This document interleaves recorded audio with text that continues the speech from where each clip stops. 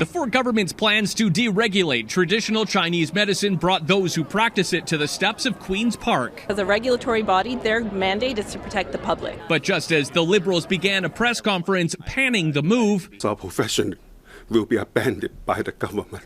The Minister of Health indicated a sudden U-turn, backing away from plans to deregulate. What we have determined to do is to work with the college to allow for the exam to be written in Chinese. The requirement to write the exam in English, Elliott says, was keeping qualified people from becoming registered. Many in the field agree the policy was discriminatory, but don't understand why the original solution was blowing up the body overseeing professional standards. You could even die if somebody needles your brainstem.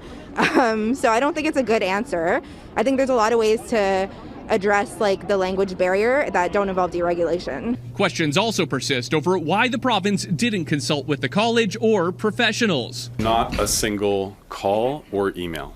But the Ford government says it did within PC ridings, and the language barrier was the #1 complaint they heard. Because I represent a very large Chinese Canadian population, as does Mr. Pang, as does Aris Babican in Scarborough Agincourt, Vincent Ke in Don Valley North, Daisy Way. Leading to accusations, this move was done with the election in mind. The health colleges are there to protect the public, not to help Ford government gain seats. While the Liberals maintain this is just how the Ford government operates. Yeah. Is this the way to run a government? No, it's not the way to run a lemonade stand, frankly.